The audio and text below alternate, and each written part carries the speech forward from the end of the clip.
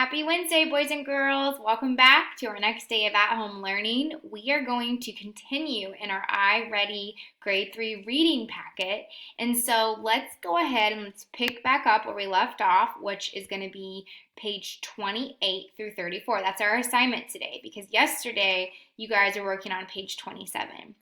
So today is going to be kind of a review of thinking about, it's right here, the message, the lesson, or the moral.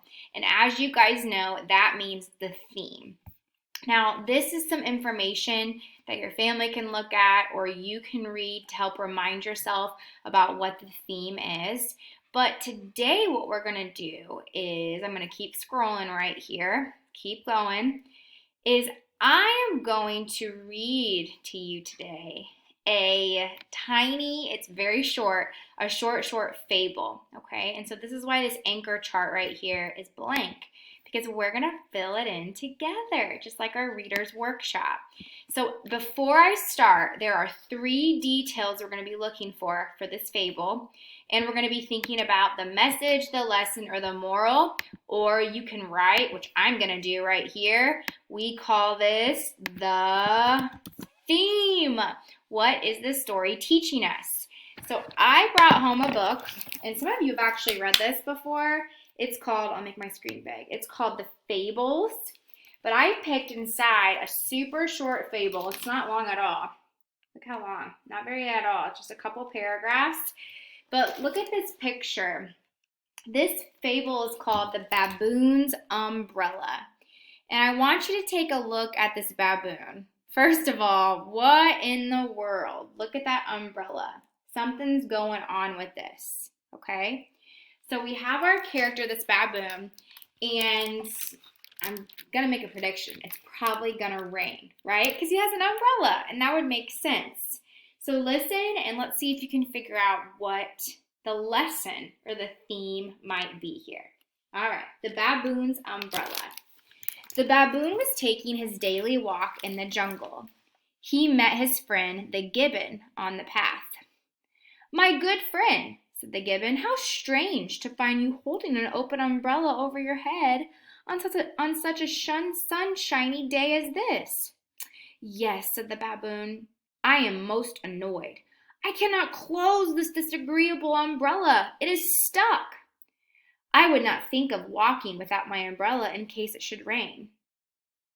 But as you see, I'm not able to enjoy the sunshine underneath this dark shadow. It is a sad predicament." So apparently this baboon, he's got an umbrella that's perfectly fine, but he can't get it to close. It's just stuck. And he's like, "Ugh, I want to put it down." Okay, let me keep going here. "There's a simple solution," said the gibbon. "You need only to cut some holes in your umbrella. Then the sun will shine on you." "What a good idea," cried the baboon. "I do thank you." The baboon ran home. With his scissors, he cut large holes in the top of his umbrella. When the baboon returned to his walk, the warm sunshine came down through the holes, so now the sun could come in. "How delightful," said the baboon. However, the sun disappeared behind some clouds. There were a few drops of rain. Then it began to pour. The rain fell through all of the holes in the umbrella. In just a short time, the unhappy baboon was soaked to the skin. Wow, so this took a turn. I'm going to show you that picture one more time. This took a turn for that baboon, didn't it? So he has this umbrella and it's just stuck. And so he wants to put it down because he can't get the sunshine. And then the rain comes and now he's soaked to the bone. Now, sometimes, really important to think, sometimes the theme is right in front of you. Like you can't miss it, it's right there. But sometimes the theme is a little bit harder to dig, which means you have to really notice and be on the lookout for what is this baboon learning. So the baboon, well, he learned not to cut holes in his umbrella, but more than just that. The gibbon, the character, gave him some advice. Advice from your friends. Is advice from your friends always exactly right? No. Sometimes your friends give you bad advice. Sometimes they give you good advice. But the point is that you shouldn't trust all the advice, right? You have to be able to make your own judgments. So when I think about the theme of the story, and I'm going to get my writing ready to go, I'm going to be thinking about how the theme of the story is that sometimes advice from friends can be good. Advice from friends can be good. Let me stretch this out. And some advice can be bad. Yep.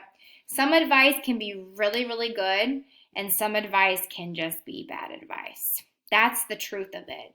We have to be able, we can learn from this to be able to, hey, make our own decisions, make the best decision that we think would be correct, right? Maybe he could have done something else than cut holes in his umbrella, right? He could have just maybe held it to his side, maybe tried to take a little screwdriver and try to see if he could fix it.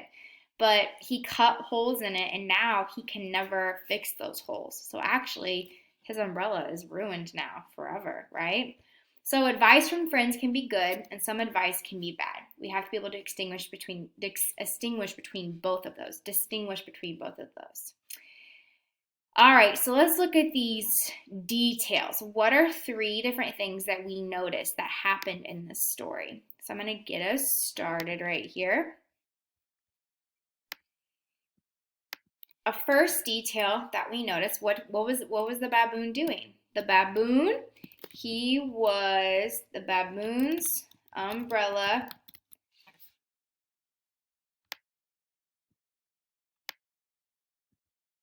scooched in a little bit, was stuck. He could not get the umbrella to go down. So there's my first big thing that happened. So what is the baboon? What does his friend say? His friend tells him to cut holes. Make it a little bit less.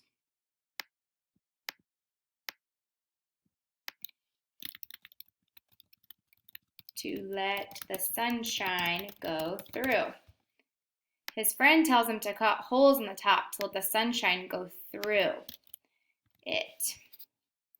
And then, what does the baboon do? There's my last detail. Does he listen to the advice? The baboon listens. He listens to his friend, doesn't he? He cuts holes in the umbrella. Oops. So he actually takes his friend's advice, right? And then we can learn from these 3 details that this all leads to that. Some advice from friends can be good, and some advice from friends can be bad. So fables, any book of fables or just any fable, it's going to have a lesson or a theme in the story, which you guys are ready for that. Okay. Now, you today are going to keep going. This is pretty quick. That's why I wanted to spend some time with a cold fable from me, like a cold read. But this lesson really today is going to be about words that tell you when something happens and where something happens. So when, plant your garden in the winter. When, first, when, decide when to grow. The where is like, where should it be? Vegetables grow best where? In sunny areas.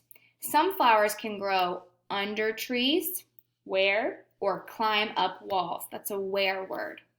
So what you're going to do is you're going to either add a when word or a where word, and you're going to tell by here. So we need a when. When should we do it? When did it happen? So blank, get a shovel and loosen the soil. I'm going to steal from here, and I'm going to use the when word first. First, that's when. First, get a shovel and loosen the soil. Oh, we need another when word. Plant your seeds and be sure to water them. When? Water them. When should we water them? Plant your seeds and be sure to water them. in the afternoon. Be sure to water them right after you plant them. Oops, I gotta make that shorter. Be sure to water them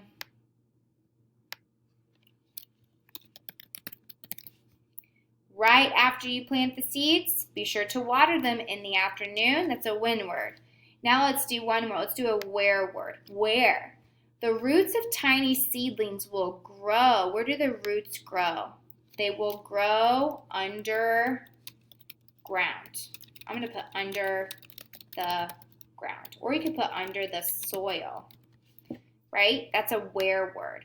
Okay, I want you guys to do another where word and another when word by yourself. So make sure you read that and figure out when or where. And then what you're going to do for here, for numbers 1 through 5, you're going to see if you can figure out which word or which letter, which word could you put in the blank. Plug it in to make sense. Let's try number 1 together. If you have packets of seeds, blank, read the directions. If you have a packet of seeds, slowly read the directions. First, read the directions. Carefully read the directions. You must read the directions. So you need to pick the word that you think fits best here. Now, it's important that sometimes you might get it down to like 1 or 2. Pick the best choice, because more than likely there could be 2 of those when words, 2 of those where words. Try for number 2 as well, okay? Give it your best shot, everybody. And then your very last page, next part here, is that you're going to be doing a retell. Now remember, when we talk about retelling versus summary, we can talk about how you retell the story. You retell it, the whole story, you include things in order. So you're not doing a summary, you're doing a retell, all right? So you're going to read this super short story by yourself. It is only 1, 2, 3, 4 paragraphs. That's it. It's called A Bundle of Sticks. Several of you, you've actually read this before with me. So you're going to get this down like that. A Bundle of Sticks. And I want you to retell what happens in the beginning, what happened in the middle, and what happened in the end.